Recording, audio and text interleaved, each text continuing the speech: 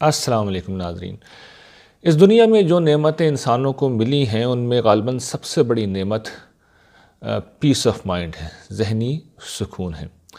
یہ ذہنی سکون ہمیں ان نعمتوں اور ان ضروریات کی فراہمی کی بنا پر ملتا ہے جو اللہ تعالیٰ نے کم و بیش ہر انسان کو یکساں عطا کر رکھی ہے۔ جس دنیا میں جب ہم آتے ہیں تو زندگی ہوتی ہے، صحت ہوتی ہے، اعضاء اور قوا کی سلامتی ہمیں ملی ہوئی ہوتی ہے، اسی طریقے سے رشتے ناطے ہوتے ہیں، ہم کسی خاندان میں پیدا ہوتے ہیں، ایک چھت تلے ہم زندگی گزارتے ہیں، ہمیں کھانا مل رہا ہوتا ہے، ہمیں پانی میسر ہوتا ہے۔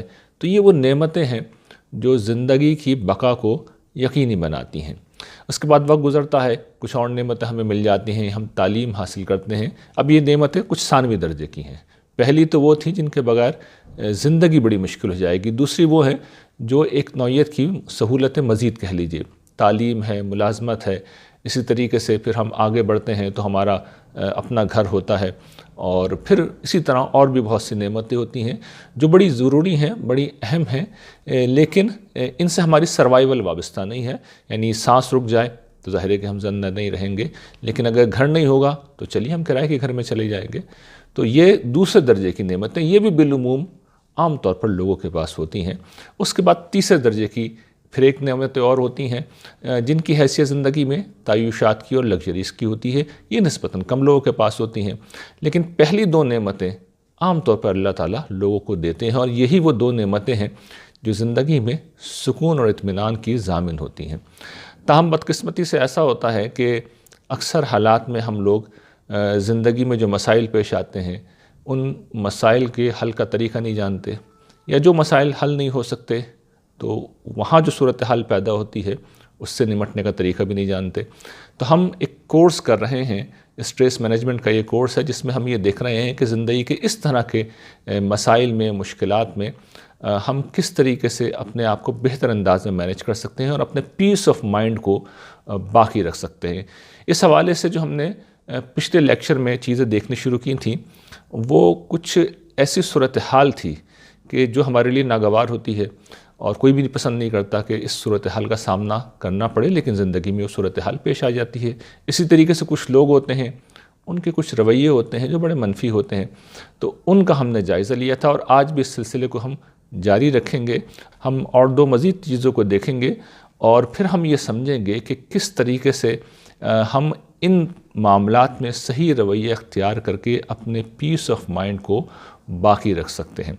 آگے بڑھنے سے پہلے میں چاہوں گا کہ جو پچھلے لیکچر کی دو چیزیں تھیں ان کا خلاصہ کر لیا جائے۔ اس میں سے پہلی بات یہ تھی کہ دھوپ کے اثر سے بچنے کے لیے رنگین چشمہ استعمال کیجیے، یعنی مثبت سوچ کے چشمے سے حالات کی دھوپ کو غیر مؤثر کیجیے۔ اس میں جو بات میں سمجھا رہا تھا، یہ میں نے سمجھانے کی کوشش کی تھی، وہ یہ تھی کہ زندگی میں برے حالات یقیناً پیش آتے ہیں، لیکن برے حالات اگر پیش آ جائیں تو ہمیں کیا کرنا چاہیے؟ ہم ظاہر ہے کہ بعض اوقات ان برے حالات کو نہیں بدل سکتے، لیکن اپنی سوچ کو بدل سکتے ہیں۔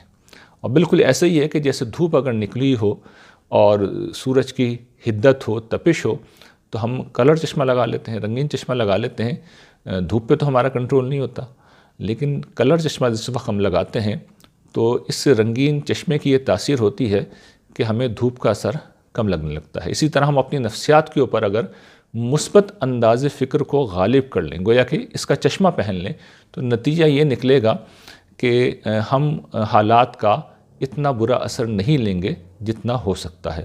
اور پھر میں نے یہ بتایا تھا کہ اللہ تعالیٰ نے انسانی ذہن کو کیا طاقت دی ہے، کس طرح ہم اپنے حواس کے اوپر بھی غالب آ سکتے ہیں اور اپنے موڈ کے اوپر بھی غالب آ سکتے ہیں۔ تو یہ پہلی چیز تھی جو ہم نے دیکھی تھی۔ اور دوسری چیز جو میں نے بیان کی تھی وہ یہ تھی کہ زندگی میں بہت سے لوگ ہوتے ہیں جن کے رویے بڑے منفی ہوتے ہیں، وہ ہماری خوشی اور سکون کو غارت کر دیتے ہیں۔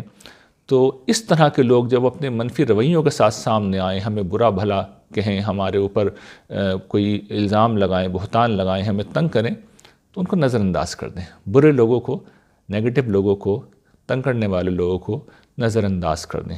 اگر ہم یہ کرنے کے بجائے بدلہ لیں گے، ہم رد عمل کی نفسیات میں مبتلا ہوں گے، ہم غصہ کریں گے، ہم جھنجھلاہٹ میں مبتلا ہوں گے، تو ہم اپنے ذہنی سکون کو خود غارت کریں گے۔ تو ایسے لوگوں کو نظر انداز کرنا، انہیں اگنور کرنا ان کا سب سے اچھا علاج ہے۔ ان دو چیزوں کے بعد آئیے ہم آگے بڑھتے ہیں اور ایک تیسری چیز کو دیکھتے ہیں جو ہمارے ذہنی سکون کو، اگر اس رویے کو ہم اختیار نہیں کریں گے تو ہمارے ذہنی سکون کو غارت کرنے کا وہ سبب بن جائے گی، اور وہ ہے، اس وقت عبارت آپ کے سامنے آ رہی ہے کہ ذہنی سکون غارت ہونے کی ایک بڑی وجہ یہ ہے کہ ہم جن لوگوں کے ساتھ احسان کرتے ہیں وقت آنے پر وہ احسان فراموشی کرتے ہیں یا احسان کو یاد نہیں رکھتے۔ دیکھیے بیشتر انسانوں کا مسئلہ ہے، ہم بہت سے لوگوں پر احسان کرتے ہیں، ان کے ساتھ بھلائی کرتے ہیں، لیکن ہم یہ دیکھتے ہیں کہ یا تو وہ ہمارے احسان کو بھول گئے ہیں یا احسان فراموشی کر رہے ہیں۔ ہم پہ مشکل وقت آیا تو وہ ہمارے ساتھ نہیں کھڑے ہوئے، تو ہمیں پھر ایک شکایت پیدا ہوتی ہے، تکلیف پیدا ہوتی ہے، اور بعض اوقات لوگوں کا رویہ، ان کا رد عمل ایسا ہوتا ہے کہ یہ غصہ بڑھ جاتا ہے، یہ جھنجھلاہٹ بہت بڑھ جاتی ہے۔ ہمارے جاننے والے ایک صاحب تھے، ان کا واقعہ ہے کہ وہ بہت ہی لوگوں کی مدد کرنے والے تھے، انہوں نے بہت سے لوگوں کی شادیاں کرائیں، زیورات چڑھائے انہوں نے بچیوں کو۔ جب ان کا بڑھاپا آیا تو انہوں نے یہ دیکھا کہ وہ سارے لوگ جنہوں نے ان کے احسانوں کے بوجھ تلے جو دبے ہوئے تھے، وہ بالکل ان کی زندگی سے نکل گئے اور فراموش کر دیا ان کو۔ اور جب کسی اور نے توجہ دلائی کہ بھئی انہوں نے آپ کے ساتھ اتنی بھلائیاں کی تھیں، اور ایک مثال دیتے ہوئے کہا کہ بھئی آپ کو اتنے زیورات انہوں نے دیے، تو اس پہ لوگوں نے ایک جملہ کہا کہ بھئی اس زمانے میں سونا سستا تھا۔ تو یہ ظاہر ہے کہ ایک بالکل تکلیف دہ قسم کی بات ہے۔ سونا اگر سستا تھا تو کیا ہوا، اس وقت تو سونا مہنگا ہے، وہ سونا آپ کے پاس موجود ہے۔ دوسرا یہ کہ جب سونا سستا تھا تو باقی چیزیں بھی سستی تھیں، لیکن ان صاحب نے احسان کر کے آپ کے ساتھ بھلائی کا معاملہ کیا، آپ کو اس بھلائی کا جواب بھلائی سے دینا چاہیے تھا، لیکن وہ فراموش کر گئے۔ تو یہ وہ چیز ہے جو اکثر و بیشتر ہوتی ہے، اور ہر دوسرے تیسرے آدمی کو یہ تجربہ ہوتا ہے کہ وہ جس کے ساتھ بھلائی کرتا ہے تو وہ شخص جس پر احسان کیا گیا ہے، بجائے اس کے کہ وہ احسان کا جواب احسان سے دے، وہ یا تو برائی کرتا ہے یا کم سے کم احسان بھول ضرور جاتا ہے۔ تو اس میں جو بنیادی بات ہمیں سمجھنے کی ہے کہ ہم دیکھیے جو تکلیف اٹھاتے ہیں، ہم کسی کی احسان فراموشی سے نہیں بلکہ اپنی توقعات کی بنا پر تکلیف اٹھاتے ہیں۔ یعنی مسئلہ یہ نہیں ہوتا کہ لوگ احسان فراموشی کر رہے ہیں، نہیں، اصل مسئلہ ہے کہ ہم نے توقع غلط باندھی ہے۔ ہماری توقع غلط کیوں، اب اس کو سمجھ لیجیے۔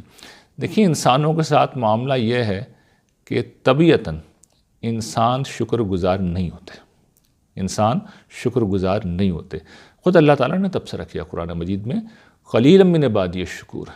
لوگ خالق کے احسان مند نہیں ہوتے، جس کے حقوق جو ہیں اور جس کی نعمتیں، جس کے احسانات، جس کی مہربانیاں، جس کے کرم اتنے زیادہ ہیں کہ ہم ساری زندگی اس کا شکر ادا کرتے ہیں تو شکر ادا نہیں ہو سکے گا، لیکن اس عظیم ہستی کا ہم شکر ادا نہیں کرتے، ہم یاد ہی نہیں رکھتے۔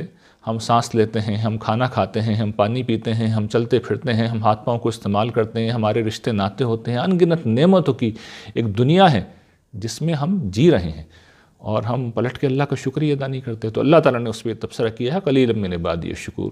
اچھا چلیے، اللہ تعالیٰ تو نظر نہیں آتے، انسانوں کا شکر تو ادا کیا جا سکتا ہے، اس لیے کہ انسانوں کا احسان نظر آتا ہے، لیکن لوگ یہ بھی نہیں کرتے۔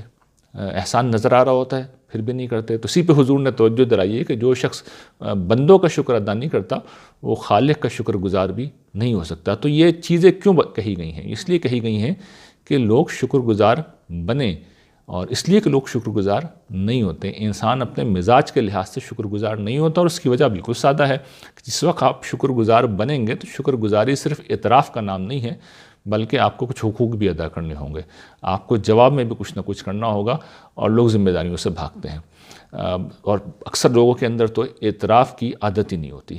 تو انسان کی بڑی کمزوریاں ہیں، اور جس وقت ہم ان حقائق کو تسلیم کر لیں گے، ہم یہ بات انسانوں کے متعلق جان لیں گے کہ انسان ایک ناشکری مخلوق ہے، انسان شکر گزار نہیں ہے، تو پھر ہمارے اندر توقع پیدا ہی نہیں ہوگی، اور جب توقع پیدا نہیں ہوگی تو ہمیں تکلیف بھی نہیں ہوگی۔ تو آدمی جب توقع اٹھا لیتا ہے تو پھر وہ گلہ ہی نہیں کرتا، وہ شکایت نہیں کرتا۔ تو یہ اگر ہم اصول بنا لیں گے کہ توقع نہیں ہے تو پھر ہم کبھی تکلیف نہیں اٹھائیں گے۔ اچھا، اگر ہمیں ظاہر ہے کہ فطری چیز ہے کہ ہم بدلا تو چاہتے ہیں، کہیں نہ کہیں ہمارے اندر یہ احساس ہوتا ہے، تو صحیح راستہ کیا ہے؟ صحیح راستہ میں اب آپ کو بتاتا ہوں۔ صحیح راستہ یہ ہے کہ جو بھی اجر چاہیں، جو بھی بدلہ چاہیں، تو وہ اللہ کے سے چاہیں، اللہ کے لیے کام کریں، اللہ سے مدد مانگیں، اسی سے اجر کی، اسی سے بدلے کی توقع رکھیں۔ یہ اس مسئلے کا حل ہے۔ یعنی اللہ وہ ہستی ہے جو چھوٹی سے چھوٹی چیز کو بھی یاد رہتا ہے، یعنی چھوٹی سے چھوٹی چیز کو بھی یاد رکھتا ہے، وہ کچھ نہیں بھولتا، اس کے علم میں سب کچھ ہوتا ہے، اور وہ لکھ لیتا ہے کہ آپ کسی کے ساتھ کوئی تنہائی میں کوئی نیکی اس طرح کریں گے کہ ایک ہاتھ سے دیں گے اور دوسرے کو خبر نہیں ہوگی، تو اللہ کو خبر ہوتی ہے۔ کسی کے پیٹھ پیچھے بھی آپ اس کے ساتھ کوئی بھلائی کریں گے تو اس شخص کو پتہ نہیں چلے گا، اللہ تعالیٰ کو پتہ چل جائے گا۔ تو اللہ تعالیٰ نے ہمیں یہ سکھایا ہے کہ اگر نیکی کرنی ہے تو میرے لیے کرو۔ قرآن مجید میں یہ بات کہی گئی نا کہ نیک لوگ جو ہوتے ہیں وہ کھانا کھلاتے ہیں، مدد کرتے ہیں، احسان کرتے ہیں، تو وہ کیا کہتے ہیں؟ لا نرید منکم جزاء ولا شکورا، ہم نہ تم سے کوئی بدلہ چاہتے ہیں، نہ تم سے شکریہ کا کوئی کلمہ سننا چاہتے ہیں، ہم کچھ نہیں سننا چاہتے، ہم تو اپنے رب سے چاہتے ہیں، اسی سے بدلہ چاہتے ہیں، اور ایک ایسے دن کا ہم اندیشہ رکھتے ہیں جو سخت مصیبت کا ایک طویل دن ہوگا اور آ گیا تو پھر واپس نہیں جائے گا، وہ ہولناک دن ہے۔ تو اس دن میں جب کوئی کسی کے کام نہیں آ رہا ہوگا تو اللہ تعالیٰ فرشتے بھیجیں گے اور ہمیں اپنی رحمتوں کے سائے میں لے جائیں گے۔ تو ہم تو جو کر رہے ہیں اس دن کے لیے کر رہے ہیں، اپنے پروردگار کے لیے کر رہے ہیں۔ تو جس وقت ہم یہ رویہ اختیار کریں گے تو ہم یہ دیکھیں گے کہ انسانوں سے تو ہمیں توقع تھی نہیں، اور ہمیں جو توقع تھی وہ اپنے رب سے تھی، اور ہمارا رب ہمیں اس دنیا میں بھی نوازے گا۔ یعنی ایسا نہیں آخرت تک وہ مؤخر کریں گے، اس دنیا میں بھی نوازیں گے، لیکن کبھی امتحان کے اصول پہ یہاں بدلہ نہیں ملتا، تو آخرت میں تو وہ لازماً دیں گے، یعنی آخرت میں تو ملنا یقینی ہے۔ تو اللہ تعالیٰ کے لیے جو لوگ نیکیاں کرتے ہیں وہ دنیا میں بھی اجر پاتے ہیں، اور آخرت میں تو وہ لازماً اپنے کاموں کا اجر پائیں گے۔ اچھا، اس میں ایک اور جو بڑی بنیادی بات ہے، یعنی جو توقع بڑی نیچرل ہے، بڑی فطری ہے، وہ یہ ہے کہ ہمیں اپنی اولاد سے توقع ہوتی ہے، اور ہم یہ خیال کرتے ہیں کہ ہماری اولاد جو ہے وہ شکر گزار ہوگی، لیکن اولاد جو ہے وہ اس کی ناشکری ایک بہت بڑا مسئلہ ہے۔ تو اس مسئلے کا حل کیا ہے، اس کا سلوشن کیا ہے؟ دیکھیے، اس کا سلوشن بہت سادہ ہے، وہ یہ کہ آپ اپنی اولاد کے سامنے اپنے والدین کے شکر گزار بن کے رہیں۔ آپ اپنے رویے سے اپنے بچوں کو یہ سکھائیں کہ والدین کے ساتھ کس طرح معاملہ کیا جاتا ہے۔ حال یہ ہوتا ہے کہ لوگ یہ سمجھتے ہیں کہ جی ہم نے تو اپنے والدین کے ساتھ اچھائی کی نہیں ہے، لیکن ہماری اولاد لازماً کرے، تو ایسا نہیں ہوگا، یعنی ایسا کبھی نہیں ہوگا۔ آپ کو اپنے والدین کے ساتھ بھلائی کر کے دکھانی ہوگی، ورنہ جواب میں کیا ہوگا؟ اگر آپ نے یہ نہیں کیا تو پھر یاد رکھیے گا آپ کی اولاد بھی وہی کرے گی۔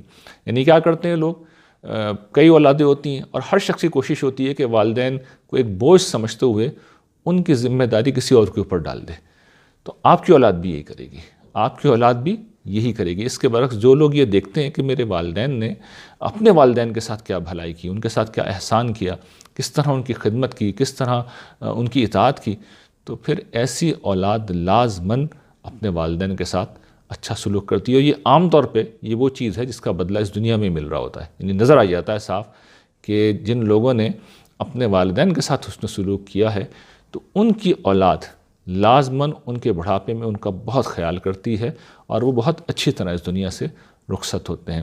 تو یہ چونکہ ایک ایسا مسئلہ ہے جہاں پر ہم یہ نہیں کہہ سکتے جی ہم اولاد سے توقع نہیں کرتے، اس لیے کہ اولاد سے تو بہرحال ہمیں توقع ہوتی ہے اور ہمیں ضرورت ہوتی ہے، اور اولاد کو مدد کرنی بھی چاہیے، والدین کی بڑھاپے میں خاص طور پہ۔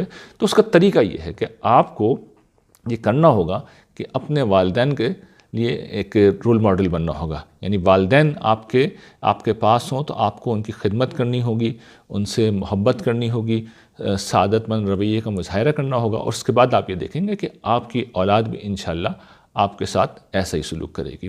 اچھا، اس کے بعد جو ایک اگلا ایشو ہے اور جو ہمارے لیے بڑی تکلیف کا باعث بنتا ہے، اس کو ہم نے عنوان سے بیان کیا ہے جو اس وقت آپ کے سامنے ہے کہ وی سفر بائی کمپیریزن۔ یعنی اس دنیا میں ہم جب بھی تکلیف اٹھاتے ہیں تو وہ تکلیف اصل میں ایک غلط تقابل سے اٹھاتے ہیں۔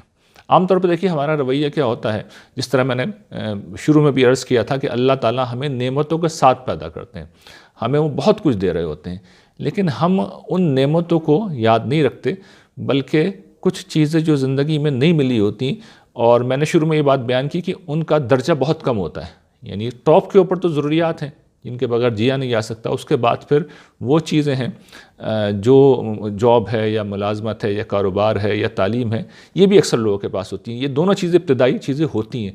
ہم عام طور پہ تیسری قسم کی چیزوں کو لے لیتے ہیں، ان کو روتے رہتے ہیں، اور پھر اس کے نتیجے میں ظاہر ہے کہ پھر پیس آف مائنڈ ہمارا رخصت ہوتا ہے. تو میں ہمیشہ ایک مثال دے کے توجہ دلاتا ہوں کہ دیکھیے زندگی میں اللہ تعالیٰ ہمیں گلاس دیتے ہیں، پانی کا ایک گلاس دیتے ہیں جو اکثر حالات میں پورا بھرا ہوا ہوتا ہے، اور اس پورے بھرے ہوئے میں اہم بات یہ ہوتی ہے کہ اہم ترین چیزیں عام طور پہ موجود ہوتی ہیں. بہت ریئر کیسز میں نہیں ہوتی، کم لوگ ایسے ہوتے ہیں جن کو صبر کے اس امتحان میں ڈالا جاتا ہے، ان کا پھر اجر دوسرے پہلو سے ہے. لیکن زیادہ تر لوگوں کو بیشتر چیزیں ملتی ہیں. جب ملتی ہیں تو وہ ان پر توجہ نہیں کرتے، یہ دیکھتے ہیں کہ ہمارا گلاس اتنا خالی ہے. مثال کے طور پر ایک شخص کا جسم بالکل پرفیکٹ ہے، ہاتھ پاؤں سلامت ہیں، اعضاء قوت سلامت ہیں، پرابلم یہ ہے کہ ذرا سا قد چھوٹا ہے. تو ہمیشہ وہ آپ کو یہی شکوہ کرتا ہوا نظر آئے گا کہ میرا قد تو بہت چھوٹا ہے یا میرا کلر کم ہے. آدمی کو سوچنا چاہیے کہ اگر آدمی کو جو کچھ اللہ نے دیا ہے اس میں سے کوئی ایسی چیز ہوتی جو بہت لازمی ہوتی تو پھر کیا ہوتا. یعنی تقابل ایک طریقہ تو وہ ہے کہ دوسروں کو جو ملا ہوا ہے ہم تقابل وہاں سے شروع کر دیں، اور دوسرا طریقہ یہ ہے کہ جو دوسروں کو ملا ہوا ہے اس کے بجائے جو اپنے آپ کو بڑی چیزیں ملی ہوئی ہیں ان کو دیکھیں. یا اگر دوسروں سے تقابل کرنا ہے تو اس دنیا میں محروم لوگ بھی بہت ہیں. وہ جو حضرت عیسیٰ علیہ السلام سے کسی نے پوچھا نا کہ استاد یہ فرمائیے کہ اللہ تعالیٰ نے اندھے کیوں پیدا کیے ہیں، تو انہوں نے فرمایا کہ تاکہ آنکھوں والے دیکھ سکیں. تو شیخ سعدی کی ایک حکایت ہے، وہ کہتے ہیں کہ مجھے ایک روز غربت کے مارے میں بہت تنگ تھا. ایک روز بہت میں نے اللہ تعالیٰ سے شکوہ کیا کہ پروردگار گھر سے باہر جانا ہے اور حال یہ ہے کہ میرے پاس جوتیاں تک نہیں ہیں. تو وہ کہتے ہیں بہرحال اسی پریشانی میں وہ گھر سے باہر نکلے، ننگے پاؤں تھے. تو راستے میں انہیں جو پہلا شخص ملا وہ ایک ایسا شخص تھا جس کے پاؤں نہیں تھے. تو اس وقت انہیں احساس ہوا کہ وہ جوتیوں کے نہ ہونے کے اوپر وہ افسردہ تھے، غمگین تھے، اسے محرومی سمجھتے تھے. اس دنیا میں ایسے لوگ بھی پائے جاتے ہیں جن کے پاؤں نہیں ہوتے. تو اگر تقابل کرنا ہے تو اس دنیا میں اللہ تعالیٰ نے یہ لوگ اسی لیے پیدا کیے. کچھ لوگوں کو اتنے بڑے بڑے امتحانوں میں اس لیے ڈالا ہے اللہ تعالیٰ نے کہ ہمارے جیسے لوگ جن کو اللہ نے سب کچھ دے رکھا ہے وہ سمجھیں کہ اصل نعمتیں جو ہوتی ہیں وہ تو ساری موجود ہیں. تو ہمیں شکر گزار ہونا چاہیے. جو چھوٹی چھوٹی چیزیں زندگی میں نہیں ہیں ان کے معاملے میں ہمیں صبر سے کام لینا چاہیے، اور اس میں اللہ تعالیٰ کی یقیناً کوئی نہ کوئی حکمت، کوئی نہ کوئی مصلحت ہوگی. اس پہ ہمیں یقین رکھنا چاہیے کہ ہمارے لیے خیر ہی ہوگا اس چیز کا نہ ملنا. اس میں جو ایک اور بڑی اہم بات ہے جو میں سمجھتا ہوں کہ ہم سب کے ذہن میں رہنی چاہیے، اور وہ یہ ایک اصول ہے کہ تھنک اینڈ تھینک، یعنی سوچتے رہیے اور اللہ تعالیٰ کا شکریہ ادا کرتے رہیے. یعنی ہمیشہ اپنی نعمتوں کو گنتے رہیے، سوچئے، تفکر کیجئے، تدبر کیجئے، کائنات کی نعمتوں کو دیکھیے. یہ چاند، یہ تارے، یہ دن، یہ رات، یہ سورج، یہ ہر نعمت اللہ تعالیٰ نے ہمارے لیے مسخر کر رکھی ہے. ہم ان پر قابو نہیں پا سکتے تھے.